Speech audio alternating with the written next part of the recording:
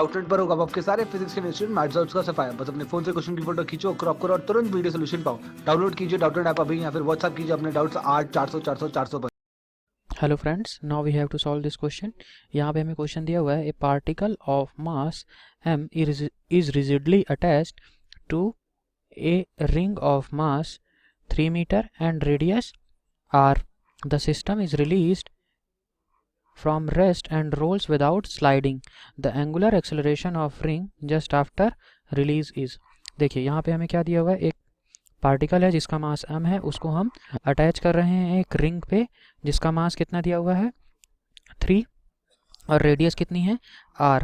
ठीक है, मास 3m था और रेडियस r है। अब सिस्टम को क्या कर रहे हैं, हम रिलीज कर दे रहे हैं रेस्ट की पोजीशन पे। इनिशियली रेस्ट कंडीशन पे था तो क्या करता है, रोलिंग करने लगता है विदाउट स्लाइडिंग, यानी कि प्योर रोलिंग करता है। ठीक है, अब हमें पूछ क्या रखा है इस क्वेश्चन में, the angular acceleration of ring just after release. कितने एंगुलर एक्सेलरेशन होगा, है ना, रिंग का, ये हमें पूछ रखा है। यहाँ पे हमें ऑप्शंस दिए हुए हैं, ऑप्शंस देख लेते हैं। Option number A is g divided by 4r, option number B is g divided by 6r, option number C is g divided by 8r and option number D is g divided by 2r। देखिए इसको solve करते हैं। ठीक, सबसे पहले देखिए मैंने आपको सोल्यूशन के लिए पूरा एक फिगर ले रखा है। यहाँ पे एक ये सर्कुलर रिंग है, ठीक है, इस पे क्या होगा, ये एक सरफेस पे रखी हुई है तो इसके वेट के कारण इसमें क्या होगा, ग्राउंड एक रिएक्शन देगा जो कि क्या है, हमारी एन रिएक्शन हो गई। ठीक है, due to force, due to weight. ठीक है, अब क्या हो गया, यहाँ पे देखिए एक 3m मास का रिंग का था, कितना आएगा 3m मास कितना था रिंग का, सेंटर ऑफ मास से रिंग के कितना वेट आएगा डाउनवर्ड 3mg आ जाएगा। और हमने एक m मास का पार्टिकल क्या कर दिया है, अटैच कर दिया है कहाँ पे, रिंग के पॉइंट ए पे। ठीक है, तो ये यहाँ से ये डाउनवर्ड कितना वेट लगेगा, mg वेट लगेगा। कंबाइंड वेट कितना हो गया 3mg plus mg 4mg। 4mg इस पूरे सिस्टम के सेंटर ऑफ मास से लगेगा, तो ये हमने मान लिया सेंटर ऑफ मास हमारा यहाँ पे है। ठीक है, और यहाँ से 4mg लग रहा है, ये डिस्टेंस हमने मान ली कितनी है, x है।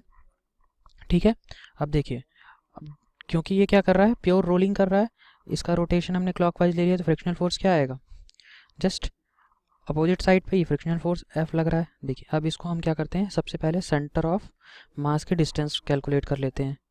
सो the distance of centre of mass, the distance of centre of mass, ये क्या आ जाएगा, x is equal to m1 x1 plus m2 x2 divided by m1 plus m2 होता है।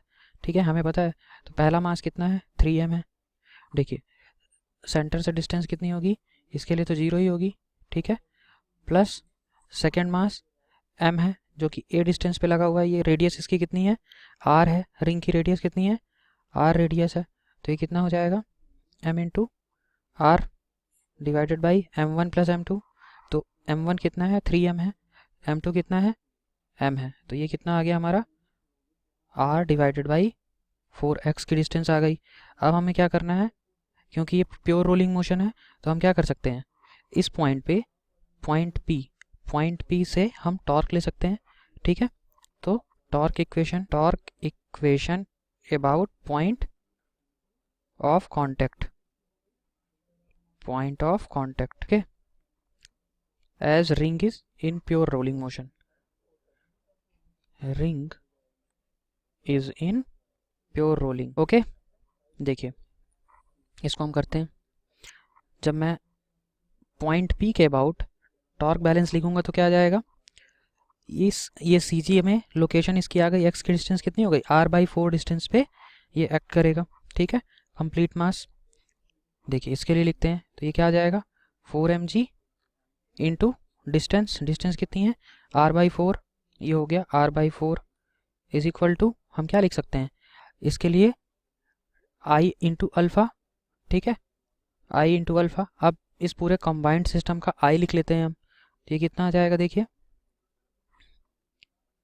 4mg into r/4 equal to i क्या आ जाएगा, देखिए इसका एक मास तो 3m है तो उसके लिए क्या आ जाएगा 3m r स्क्वायर प्लस ये सेकेंड मास कितना था m, r डिस्टेंस पे लगा हुआ है, ये कितना हो जाएगा mr स्क्वायर, ठीक है, प्लस देखिए m into A P square, इस वाले के लिए क्या होगा, ये शॉर्ट डिस्टेंस क्या हो जाएगी ए पी, यहाँ से इस ए पॉइंट पे भी एक मास लगा हुआ है ना, तो इसके लिए क्या आ जाएगा A P square M into A P square, ठीक।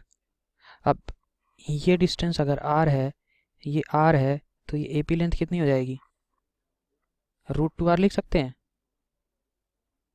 √2r, ये हो गया।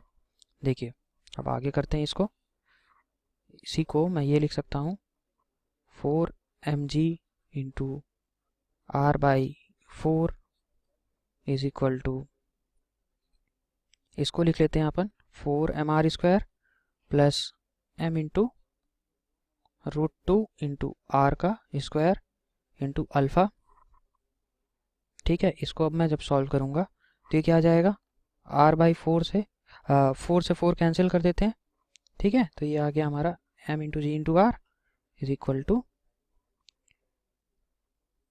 ये 6mr square is equal to 6mr square into alpha, ठीक है, ये आ गया।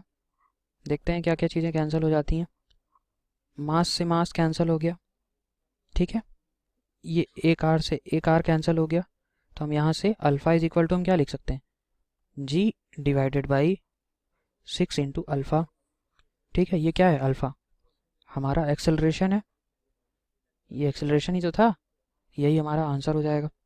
देखते हैं कौन सा ऑप्शन मैच करता है।